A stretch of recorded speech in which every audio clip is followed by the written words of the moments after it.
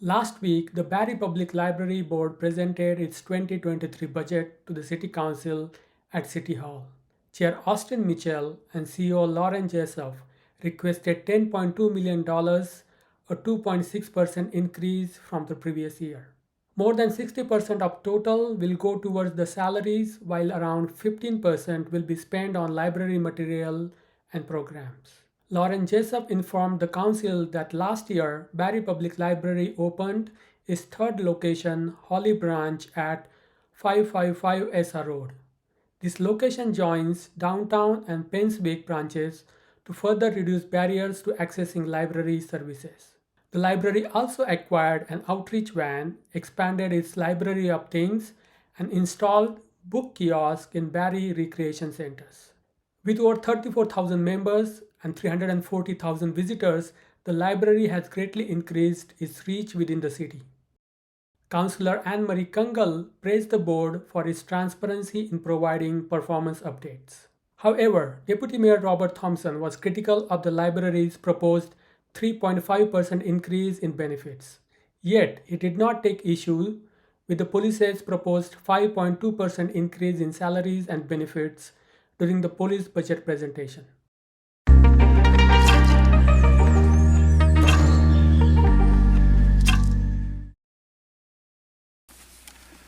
We'll now move on to the second presentation this evening, which will be from the Barrie Public Library.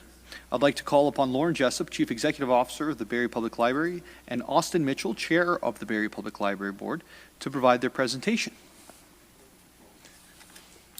Welcome to Barrie City Council. Thank you. And the floor is yours. Thank you. Good evening, Mayor Nettle and members of council. It's been a bit since we've been here in person. The library's goals for 2023 continue to address the need to reach individuals and families throughout our growing community while maintaining a modest budget increase over last year. This budget maintains service levels and allows us to build on the successes of 2022. Last year saw some amazing positive change for the library.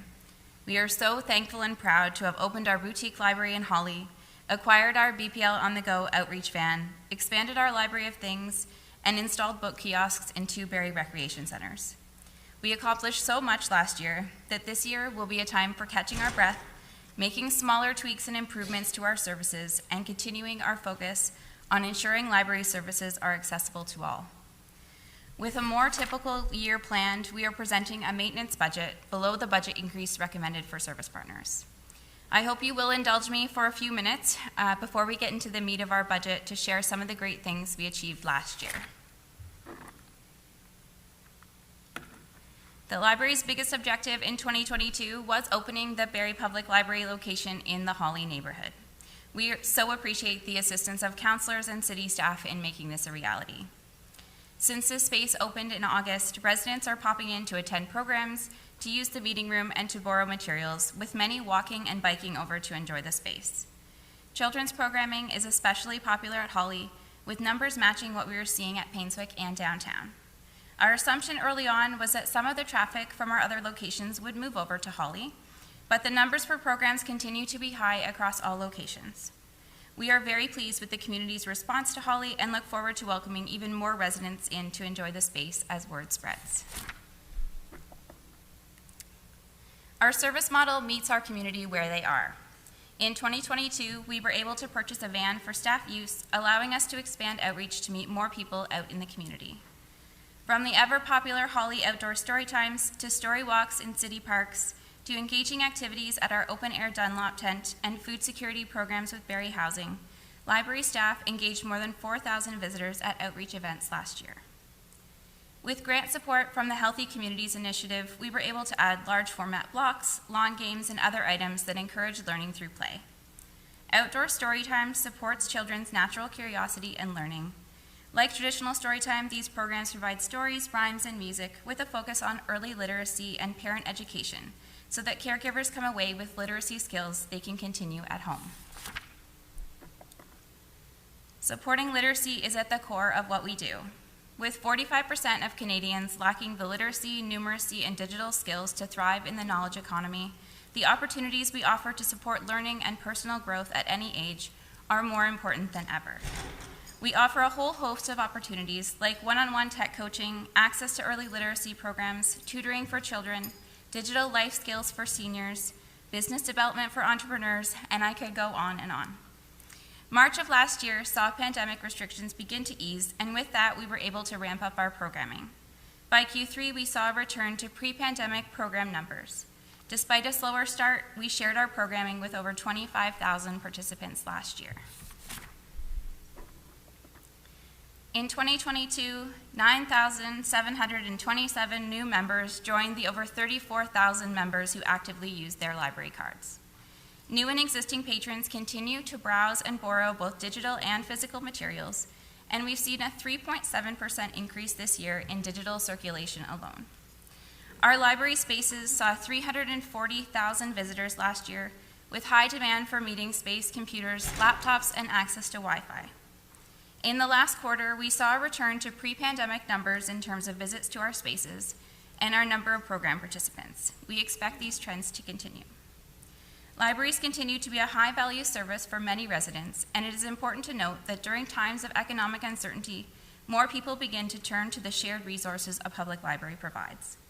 With an economic impact of $4.05 for every dollar spent on our library, the library is clearly a vital space and resource for everyone living, working, and studying in Barrie.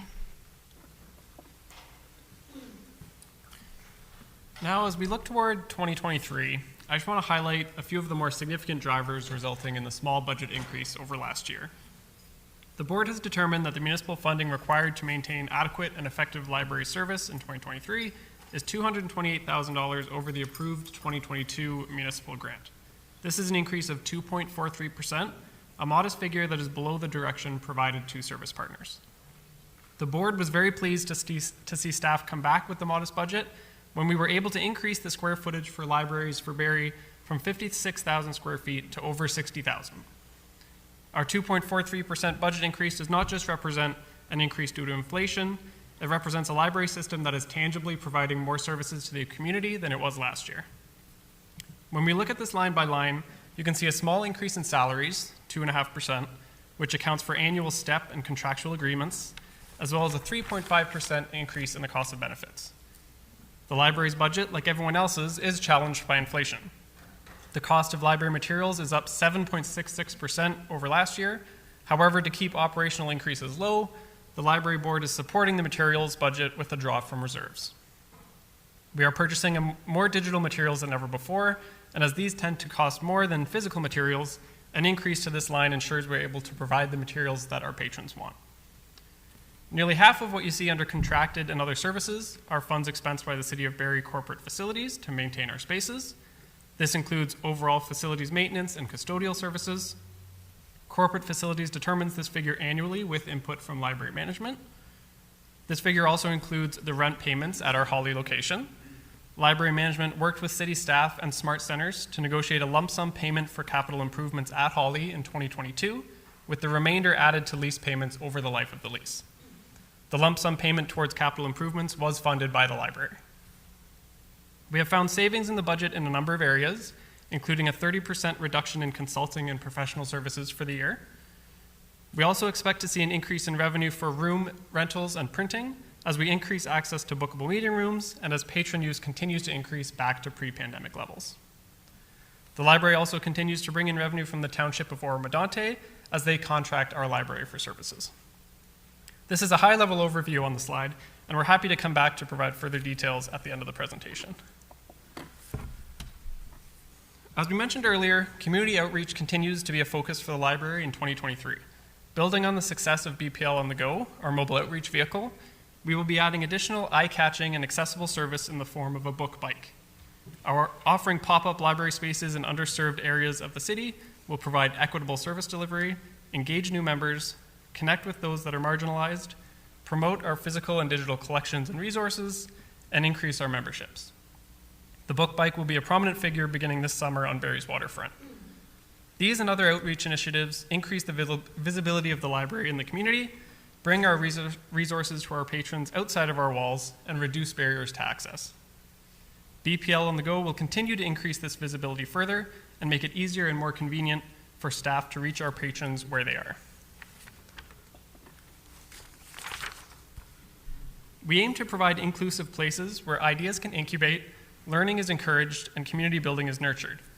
Working with our partners, we are engaging the community to connect them with library services in their neighborhoods and online. As we continue to recover from the pandemic, we are placing a strong focus on supporting those that may need it most and are working with community partners to reach these individuals.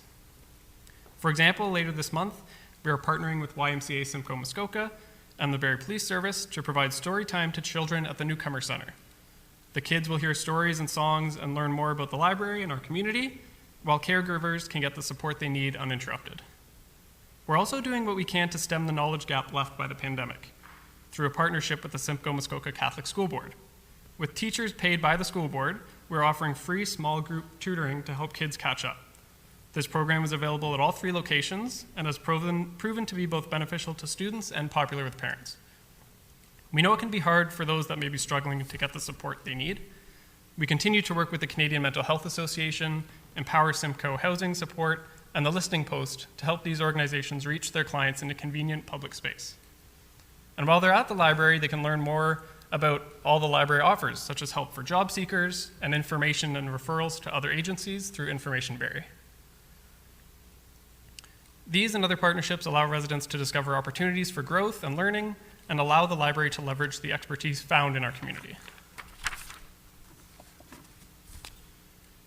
While the library is an organization separate from the City of Barrie, we do consider ourselves part of the same team. And we want to do what we can to support the key issues that Council cares about. As an organization that welcomes thousands of people each week, we have an important role to play in supporting community safety.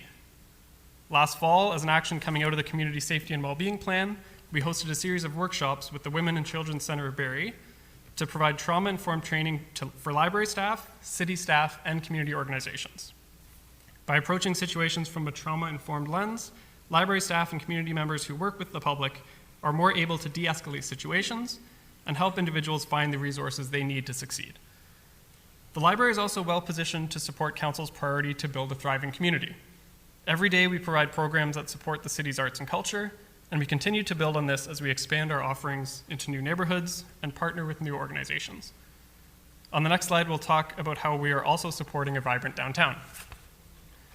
And while we can't help fix the roads or build affordable housing, we believe we can support Council's goal to provide responsible governance.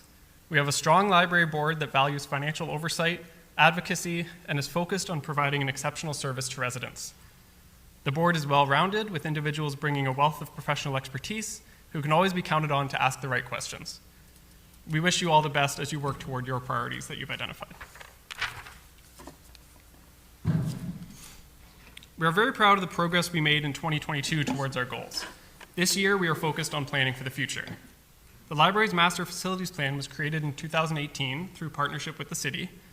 I won't get into too many details tonight, but the overall theme of the plan is that the library is under-resourced for space and that the space we have, especially downtown, could be used more effectively. One item in the plan was a library in Holly, done. We also refreshed the layout of our Painswick location in 2021 with shelving and furniture that makes the space more flexible for programming and easier for patrons to browse. If you haven't been in Painswick lately, I recommend you check it out. It's a really great space. What's left is a strong need for library space in the city's north end. We're also looking forward to working with the city to build a library in both the Hewitt and Salem recreation centers on the south end. The plan also includes a detailed plan to refresh the downtown library. With growth in progress and more to come in the city's downtown, it is more important than ever that the space be set up to support our community. The library board and staff need time to discuss how to implement a refresh at the downtown library, but ultimately what we're planning is for a modern, well-equipped, and flexible space that we believe is key to a vibrant downtown that people want to call home. Later this year, we may be able to provide a cost estimate and timeline for this project. We have had such a positive community response to our refreshed spaces at Painswick and our new space in Holly that we're really looking forward to the impact that this work will have.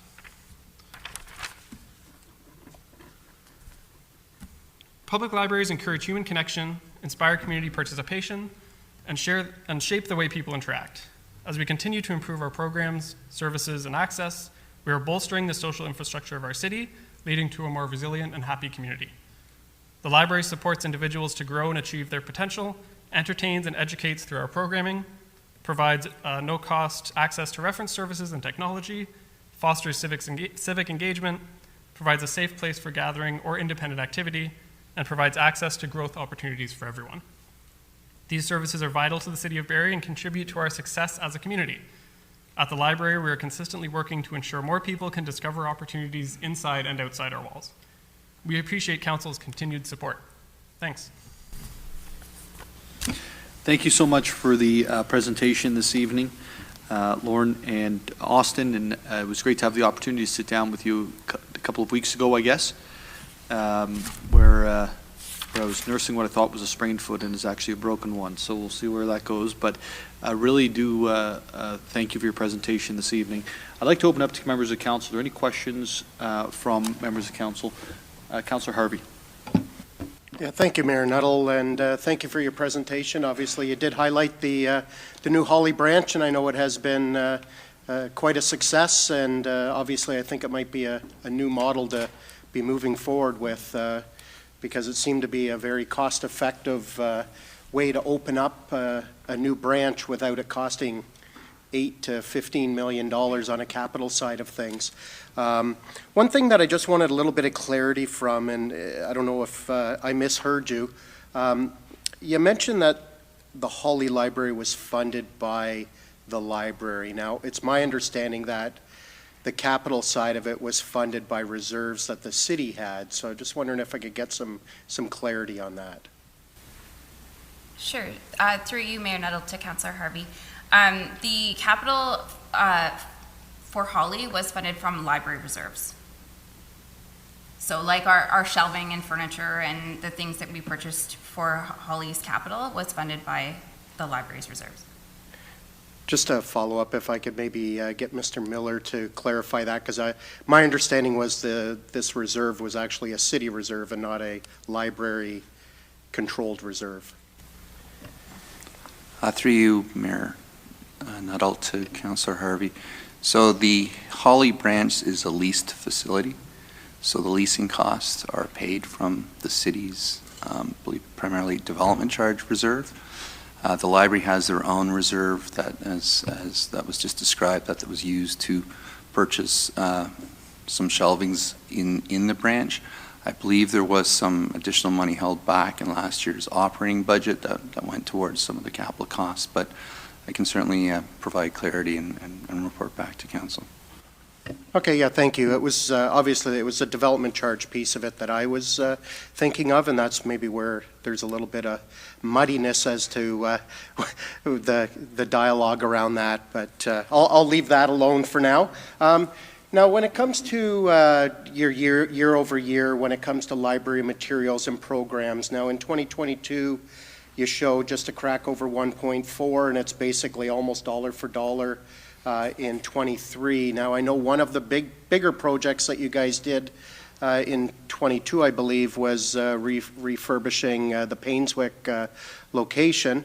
Just kind of curious, when it comes to the library, that particular line, is that what that type of allocation would be for replenishing that Painswick, along with, I know there's been some discussion, and you highlighted it again tonight, about a refresh for the downtown branch?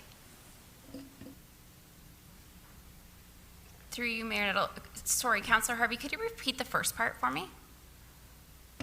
Yeah, so essentially what I'm looking for is some clarity on that line that says library materials and programs, as to outside of, let's say, books, whether it's e-books, physical books, whatever the case may be, is that the same allocation line that would have covered, let's say, the cost for refurbishing Painswick when it came to changing out the shelving and that? I see, sorry. Through you, Mayor Nuttall, to Councillor Harvey. No, so the line there is what we use to operate, so our collections that we purchase every year, so we're buying new books, new physical items, new e-books, we're funding our programs. That 1.4, that's what it costs per year to do that. So Painswick's cost would have been separate from that, and that did come from a library reserve. Okay, great, thanks. And just one follow-up to get a little bit of clarity, because obviously I know we do contract, or you guys contract out the library services to Oro Medonte. How is their share determined? I can see that it very moderately has gone up year over year, like $5,000 type of deal.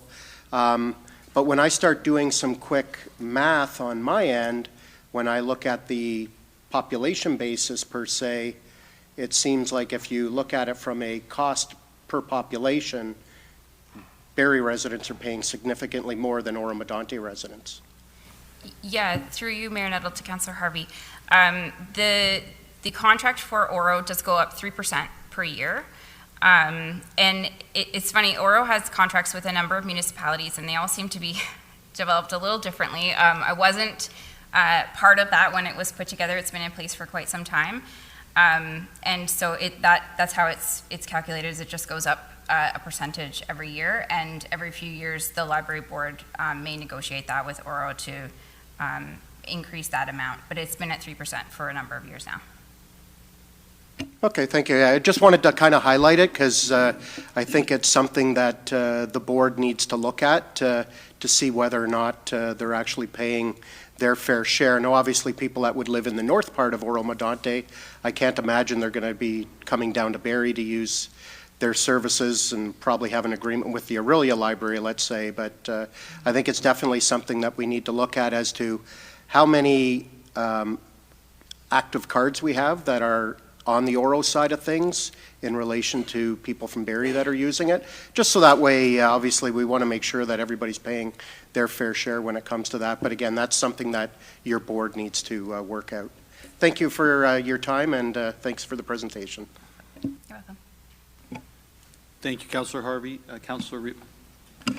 Thank you, Mr. Mayor, and thank you for your presentation, and thank you for all the things that the library does. And I think I should point out that one of the things that you can do at the library is you can, in fact, get a book. So, but I wanted to sort of point to one of the areas where I think you are doing something, but I'd like to have some more information about it. And that is, we have quite a number of international students, and we have, of course, a growing number of new immigrants coming to the city. And I'm just wondering what the library is. Do you have programming for that? What kind of things do you do there? Sure. Through you, Mayor Nettle, to Councillor Riepma. We do have a program for newcomers called the English Conversation Circle. It's been a little slower since the pandemic, but we're working on picking that up again. And as we mentioned in the presentation, we do have a partnership with the Settlement Office, the Newcomer Center, sorry, and the YMCA Simcoe Muskoka. For a while there, we did have the settlement workers coming into the library, and we're looking at how we can best leverage that again. In terms of the college, I might have to get back to you on that in terms of what we actually are doing with international students at the college. I would guess it's something, but off the top of my head, I can't think of it, but I will get back to you on that. And through you, Mayor Nuttall, just to elaborate on one thing there, the board in this past term, one of the things the board did was change the membership policy so that if you work, live, or study in Barrie, you can have a library card. So that's one of the ways that we've reduced any barriers to any students at Georgian to make sure they definitely have access to library services. Thank you. Thank you, Councillor Riepma. I'll now ask Councillor Kungl, who's got some questions. Thank you, Mayor Nuttall, and to Mr. Mitchell and Ms. Jessop. For me, ever impressive about how you actually it's hard, right, to put kind of evidence to all the things that you're doing around how truly open the library has been. And so I do want to applaud you, and I see a lot of members of your team in the audience. And so I know, walking through any door or meeting you in any park, there's a vibrancy around really, truly exhibiting a culture of diversity, equity, and inclusion. And so I really want to applaud you, and it shows through this presentation about how social infrastructure isn't just about four walls, and you've done that very well. I do want to ask a little bit just around the mindfulness of the budget, because you have also brought a lot of ways in which you've reduced income, and I would say through canceling, I believe, which is still in effect, your member fees for any late books. Mm-hmm. So if a book is late, no one will be charged, no one is kind of, penalized from, forgetting or not finding or saying the dog ate my book, which I think I might have said a couple of times in my past as a youth. So to that effect, I'm lovely to see this budget come in at the percentage it's at and the focus you have on maintenance while you're also counting that and how you're adding a book bike, which is awesome. But I wanted to ask, though you're not changing that now, and this budget is coming pretty on par, you're forecasting costs when you talk about future capital developments and other pieces where you might be bringing back in fees, or is that a principle or a very firm position where you're actually continuing to make sure that that is not something that you're going to kind of bring back to cover costs? Sure. Through you, Mayor Nettle, to Councillor Kungl, no plans to bring back late fees. Throughout North America, especially in the last couple of years, there have been many libraries who have gone the same route as us. And the reason is that fines are a barrier to access. So there's no plans to put that back. If it came to a point of that crunch, then we would find somewhere else to find those funds. Because it does make a big difference for a lot of people. There's a lot of people, you hear they don't borrow because they're afraid it's going to be late and then they can't pay the fee. And we want to be as open to all as we can. So that barrier is really important to not have in place. That's great. And from a strategy, as we were talking about Oro, are there other bordering municipalities, or would you even, because you're just so effective at being online, like is the way in which libraries are accessible outside of, I think, Austin, as you mentioned, if you work or live or kind of are connected to Barrie in some way, even as a student, you've got access. And so are there different revenue opportunities for you as you look ahead where you might be strategically connecting with other municipalities we may not be aware of, or are our bordering municipalities well serviced through different library systems? Yeah, through you, Mayor Nettle, to Councillor Kungl. So the Libraries Act does spell out how this has to work. Okay. So we can have a contract with Oro Medonte only because they don't have their own library. And so in terms of our revenue source, that's the only one that there is. There are, of course, other municipalities around us that have well-positioned libraries, and in those cases, we could put reciprocal agreements in place with them where, their patrons can borrow our materials and vice versa, but it doesn't generate revenue. Okay. No, thank you. I appreciate that. And I guess last question, are there any other services that you didn't mention but that have changed, or did you remove any services as you're going forward and are actually doing a lot of work out in the community? Has that changed what you're actually offering in the doors of your formal libraries? Through you, Mayor, to Councillor Kungl, I would say we're trying to do more all the time. That even though we're doing more outreach in the community, we're also adding things inside our spaces as well. So, there are things that we're tweaking, like our one-on-one tech coaches. So looking at our creative spaces that you've maybe seen at downtown, where we have the Glow Forge and the Cricut and all of those creative activities where you can sit down with a staff member and they will happily show you, work through a project with you and give you a hand so that, learning together and working on that stuff. So we're tweaking things like that. The one thing that we are doing that I maybe briefly mentioned in the presentation is we are opening up more meeting rooms, especially downtown. So throughout the pandemic, we now have a few more staff who are working remotely, and we're able to free up some office space and give that back to the public. So there's a little revenue generating thing there, in that we will have more spaces that are available to book for the public in terms of meeting rooms. But so that's an additional service, I guess. And I do hope everyone checks out our Library of Things. We're adding to that all the time, and there's some really interesting things there. So yes, you can get a book, but you can also get snowshoes and dementia support kit and all of these things that people can borrow. So yeah. Well done. I had no questions, but I'm happy that you had the opportunity to share a bit more with me about some of the value add aspects. So for me, this is a value add budget, and I think we are very fortunate to be having the progressive approach that you have brought, both for COVID, but also as we're back out into community. Thank you. Thank you, Councillor Kungl. Councillor Hamilton. Thank you, and through you, Mayor Nuttall, thank you again for the presentation and giving us that overview. Just a comment and then a question. My comment here is just looking at the expense line, and again, similar to what my other colleagues have said here, the library materials and programs is stagnant pretty much from 2022 to 2023. So the 2.43% increase that's being requested for is, I guess the perception is it's not going towards additional materials or expansion of programs, it's going to salaries and benefits and contracted services, which I think is just tougher when you talk to taxpayers, and it's always we're paying more, what more are we going to get? So just a comment there.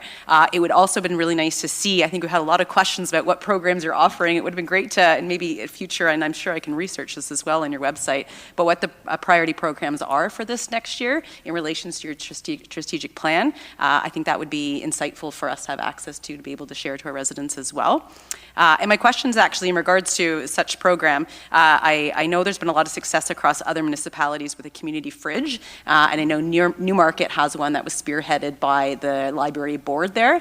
I know in Barrie, our community fridge was, we had one that was just opened by an individual and it closed down in November. I wasn't sure if your board had had any discussion in terms of launching a community fridge in the downtown location.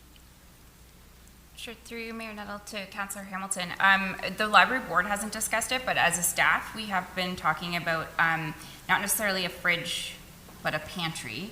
But for sure, that is something that we can discuss. And I know you're right. There are lots of examples where that does well. The one aspect that I have been told by my colleagues is it needs to be accessible. Like it needs to be available all the time. Yep. So having something that is inside a building can be problematic, but obviously the hours that we're open is better than nothing. So something to look at for sure. Yeah, definitely. Newmarket I think would be a great site to visit and get some learnings from them as well. Thanks. And just through you, Mayor Nuttall, to Councillor Hamilton, I also wanted to just clarify, although the board did a lot of work to try to make sure that material and program line didn't see significant increases, but I also wanted to mention, of course, we have Holly. We have a third branch this year that opened last year, so that's also part of that increase is the actual rent payments for Holly now. Thank you, appreciate that.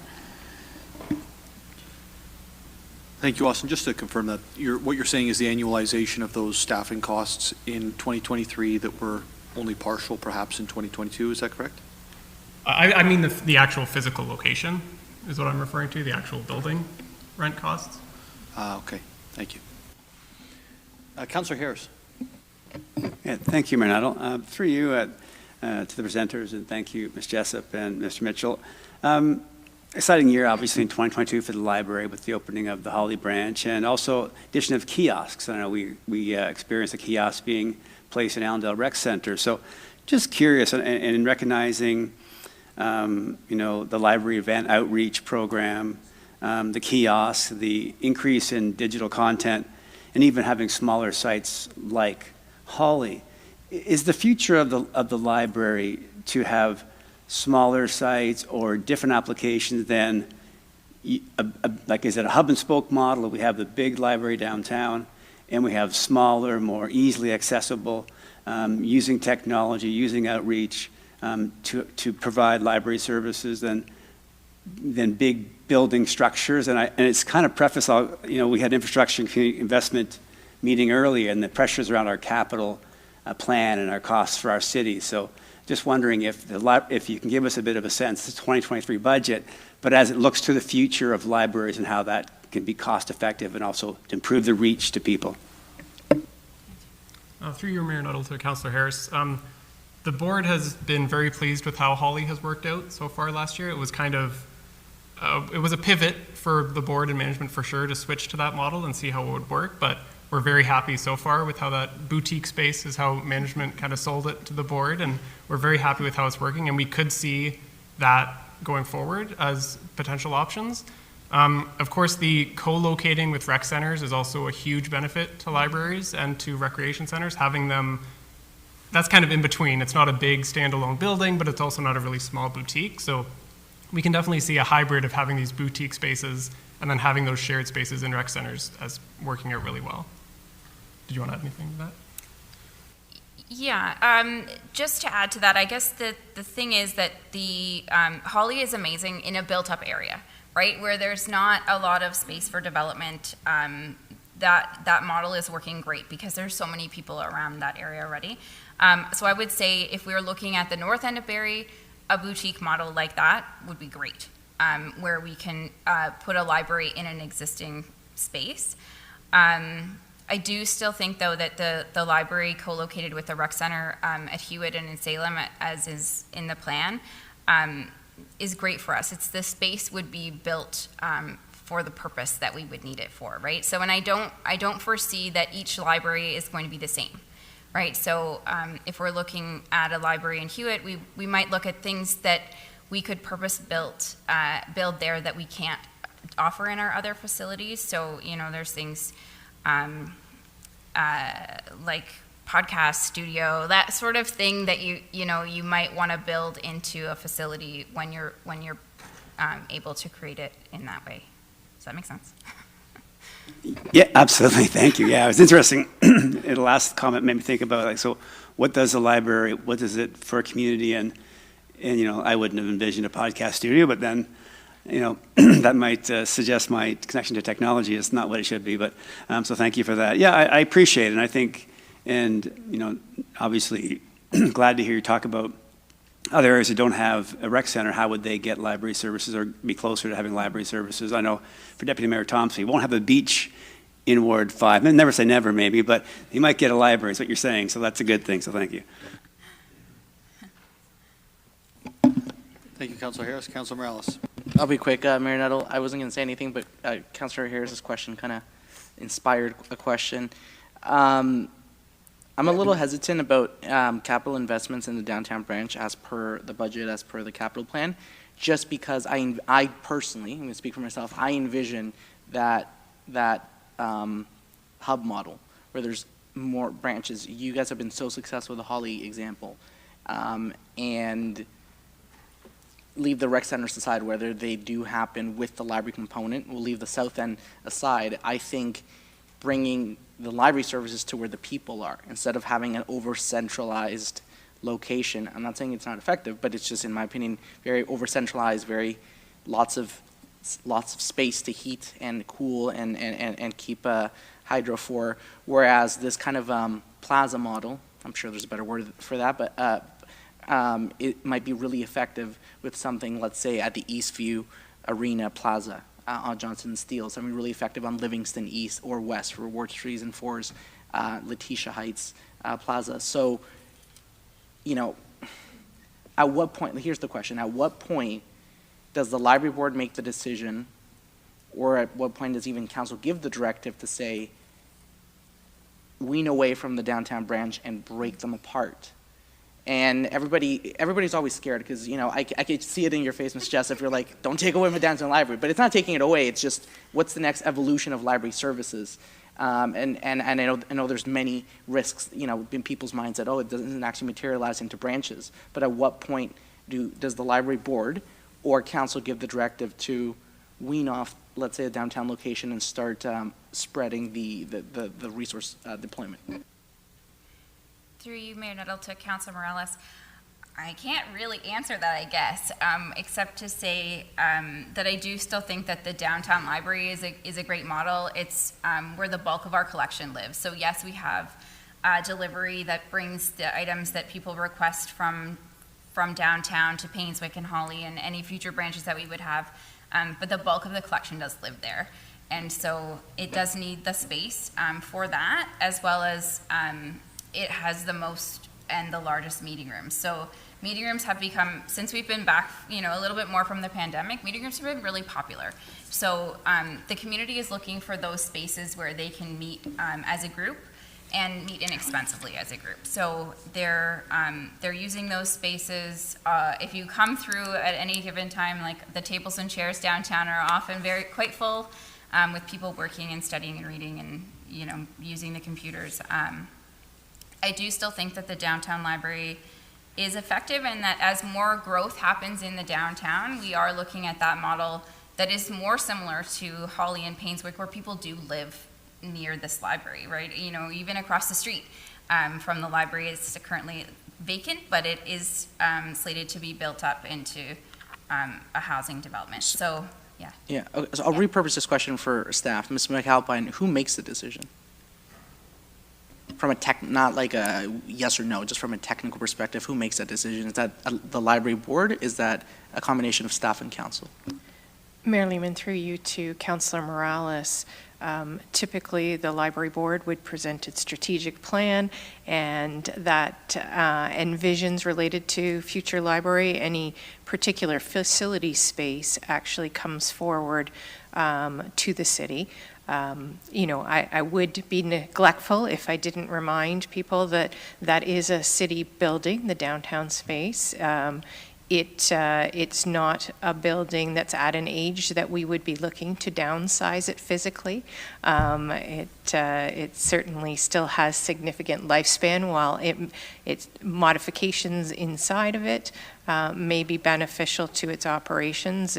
It's not an effective use of taxpayer dollars to consider downsizing that library. But I would see the library board presenting their vision for the future and their space requirements, and then those requests coming to council in terms of new facilities or significant changes to facilities outside of renewal works. Okay, and in a hypothetical situation where maybe council had a different opinion on, again, plaza branches, I'm sorry, I'm sure there's a better term for it, that boutique, there we go, boutique branches versus what the library board would propose in this hypothetical, just so I can understand how alignment works. Who makes the final decision and how does that happen? Mayor Nuttall, through you to Councillor Morales, the direction could come from City Council requesting the board to consider that and have the board report back on its feedback regarding that particular request. That's certainly an option that council can present should it wish. Thank you. And through your Mayor Nuttall to Councilor Morales, just as to speak on behalf of the board for a moment, I just wanted to mention that the board does consider all the branches kind of together and how the best use of the space and the best way to provide library services to the community. So we are always thinking about the most effective and efficient and flexible use of a space like downtown to make sure it works the best in the entire library system. And we don't just focus on having a downtown branch the same way it's always been. We do really focus on that flexibility and evolving the service for sure. So just so you're aware that the board does have that in mind. Thank you, Councilor Morales. Councilor Corser? I guess it's just a comment more than it is a question. I use the library with my son all the time. I had the pleasure of visiting the Painswick Library for the first time just recently, and it was a busy, busy hub. And as you stated before in your presentation, that as you build these new satellite libraries, it's not that you're drawing from other places in the city, you're actually engaging people that are actually surrounding the library hub in itself. So that's exciting. And I've heard the phrase strollerable to Holly, where you have the Piggy Hill Center, you have a grocery store, you have a public school, elementary school in the area, and it's strollerable for a mother or father or parent to be able to bring their kids to all the things in one afternoon. And I think that's just a brilliant idea for people who are of lower income or just for walkable communities and all the things. Also to rah-rah the downtown, my son, 8, he is just thrilled about cracking open that 3D printer and all the things that are in the little section you have there, excuse me. I think that it probably would not be absolutely cost effective to be able to replicate what you have in the downtown with all the other hubs that you have outside of the downtown core. I love the building, and I just think you guys do an incredible job. And as Councillor Riepma said, and you can still get a book. It's just incredible. And like the robotics, the little robots the kids get to program and play with, to the crafts, to all the things on top of books. I think you guys do an excellent job, and thank you for your presentation. Thank you, Councillor Corser. Councillor Deputy Mayor Thompson. Thank you, Mayor Nuttall. Thanks for the presentation. Just a quick question on the other fees grants. Is that the portion of the Oro Medante agreement? How much of that 600 is theirs? I wrote it down. Where? Oros? Did put it somewhere, but now I can't find it, of course. Sorry. Deputy Mayor Thompson, that amount, I'm going to double check for you, but I want to say it's about 300,000. Okay, so it's pretty much half of your revenue or your grants. There's also a provincial grant included in that number as well. So probably half provincial and... It's not half provincial. The provincial portion isn't as large as we and many libraries would like it to be, but it's in there. Now, further to Councillor Kungl's question about late fees and stuff, and I understand the burden of the late fee and stuff like that, and we had that discussion, I think, 3 years ago, or possibly. Now, the model is if I work in Barrie or, like, there's nobody refused a library card, is that correct? Through you, Mayor Nuttall, to Deputy Mayor Thompson, sorry. No, we don't offer library cards to anyone who comes in. So if you live outside of Barrie and you don't work or study in Barrie, you do have to pay a non-resident fee to use the library. It's $75 for the year, and that lets people use the library as they would a resident in Barrie. And how many of those do you think you would have? Not a ton, but I'll find out. Okay. Yeah. It's, and the reason being is, the service is very important to residents and stuff, right? And the municipality is growing, and with our rec centers and stuff, where we may need to look at a little bit more Barrie, taking care of our residents, for resources and stuff. Like, if you go to the taxpayer and you ask them, to fund the library, when they want to use the resources that you have, like to Councillor Corser's, a 3D printer, if you went in there every time and somebody from out of town had the printer, it's frustrating. And I know that's a very, small thing. So I think that going forward, we may need to look at not offering services to surrounding municipalities and stuff. That way you can justify to your Barrie resident, the actual taxpayer, and the largest, The question that Councilor Morales raised about, downsizing the downtown library, I don't think that's probably in my lifetime, just at the age of the building and stuff. But I have a lot of people, and I'll be honest, residents that, they went into Painswick, beautiful library, very new. A lot of money was spent on bookshelves. And, it's not something like, you put on Kijiji and somebody comes and picks up your bookshelves and you put that towards. And, the purpose is the books, and I understand functionality and for other programming, but, when things are going up, and I know there'll be people probably in the audience and online that's saying, here's a guy that just looked at a $63 million police budget.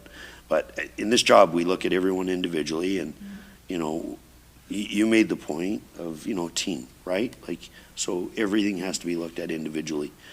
And I just sometimes worry that we're getting in that stage of the use it or lose it budget mentality. Like, we're gonna, I've heard from a few councillors moving the upstairs, downstairs, downstairs, upstairs, where I totally disagree with that thought process for other reasons. But it's almost like we're finding ways to spend money and not seeing a great growth in material and programming. Like where I'd like to see more money spent in that than a fancy bookshelf, because if I'm there for the content, I really couldn't care. The book could be on the floor in my world. Like, I'm there for the book, right? And That's the purpose of the library. So that's something I'd like to see. And the one other thing that I have a little bit of trouble in, I will not get into this very publicly, but who triggered your negotiation with staff? Was that the board decision or yourself? When you negotiated with staff? Sorry. For the new contract? Through you, Mayor Nuttall, to Deputy Mayor Thompson. We do have a union at the library, so our union is QP. So when it expires, the union triggers negotiations. And the only reason why I ask is you guys presented a signing bonus to 91 employees, correct? That's correct. Yeah, that actually put the municipality in jeopardy because, normally the way it works is we're the larger, same union. We negotiate, you follow. When you set precedents like that, it actually affected our taxpayers because conversations changed in our negotiations, which, to your point, we're a team, right? So I look at your ask, we'll never be able to actually narrow down the amount that you actually cost the taxpayers in our own contract negotiations. Because if I look at your ask in the budgets and salaries, just here alone, it's 2.73. That's what your increase is from 6.2 to 6.3 and change. If you add your signing bonus, you're almost 4% in this contract, right? So what happens is our members look at that and it sets negotiations and that sets the tone, right? So I didn't want to do this while you were not here when budget deliberations happen and stuff. So I wanted to be forthcoming and how I felt because I am the steward of people's money sitting here and I have to respect that. And I would just hope that, whatever happens in budget, but going forward, that there's a communications between the library and our team in HR so that this is something that doesn't happen again. Yeah, through you, Mayor Nuttall, to Deputy Mayor Thompson, I do agree with that. And it was unfortunate that it did pan out that way. And to be honest, that's my fault. And it is something that I will definitely keep in mind going forward because I do realize that it put the city's HR team in a difficult position for sure. I think it was just in the timing where our union triggered our negotiations before the city's, and I don't know if that timing always happens that way or if it was just in the way that it played out. But yeah, we did end up negotiating first this time around. And just to elaborate, I can't speak directly to any city situations, but I just want to say that the board has, through management and discussions with management, has been very active in those negotiations, and we have a few very strong board members that are experienced in that area. So we do as much as we can to make sure that there's good oversight and that the library is responsible in those situations for sure. So I just wanted to mention that. Well, thank you for your presentation this evening. Sorry, Councillor Harvey, you had to follow up? Yeah, sorry, Mayor Nuttall. I was just going to, because I know Deputy Mayor Thompson asked about Oro Medante's share. So the latest numbers that were available online in 2019, it was just a crack over 183,000, and then in 2020 they paid 188,662. So it is much less than 300,000. And that's why I kind of highlighted it when I was asking those questions too, because I think they're getting a far better deal than what our residents are for our own library. But I do appreciate some of the questions that were asked. And I guess where I reiterate some of Deputy Mayor Thompson's concerns, and especially from a labor negotiations piece, in the end, the library is funded by the city and the taxpayers. And that's what we really have to kind of reflect on here. Without the funding of the city, there wouldn't be a library. And I'll just leave my comments at that. Thank you. Thank you, Councillor Harvey. Again, thank you for your presentation this evening. I have the opportunity to use your services weekly. My children constantly tell me that it would be good for me to stay during their hour they spend in there. It's probably true, but but I certainly see great benefit. The one thing I would just like to, there's actually two things I'd like to highlight. Number one is about a week and a half ago, there was a funding by the federal government, and I'm not sure who I should be asking this to, so I'm just going to take a guess at starting with CAO Prowse with regards to the federal funding of some upgrades to the outside of the facility downtown. I believe there was about, I don't know, $200,000 or $300,000 that was going down there to help as well. And is that correct? Through you, Mayor Nuttall, to members of council, I think I would defer to Ms. McAlpine, who oversees facilities, and she probably has the number right on the tip of her tongue. Thank you, Mayor Nuttall. I don't have the number right on the tip of my tongue, but it is, Dawn, that was a classic setting the wrong expectation Yeah. from the CAO. It was several $100,000 towards that contributed to the work that has been completed at the Edwin Coop Park and in the entranceway to the library, making substantive improvements to access to the building and safety for our patrons. And that's kind of what I was getting at, members of council. There's also been some upgrades to the outdoors facility. In a hope to both make it more inviting as well as more safe. And I just, the services that you provide for my children, I'm one person. I feel like I have a conflict on the library right now because my kids go there every week. Yeah, I'll meet you there, Councillor Corser, okay? And after that, we'll play Minecraft. The reality is that the services that we enjoy there, you know, there's kind of a difference between what my children go and enjoy and potentially social services the library offers. And I think that there's a very fine line to walk there. It needs to be a safe place for families or seniors or children to go, and the efforts that have been made in terms of the outdoors, and you're talking about the indoors, that is paramount. And that's something that I communicated to you, and you communicated back to me when we had the opportunity to meet, and I know that it'll continue to be top of mind going forward. So thank you for your presentation this evening, and certainly look forward to going through the budget process on this. Thank you. That was the update about Barrie Public Library budget. Keep watching for budget and more news. Thank you.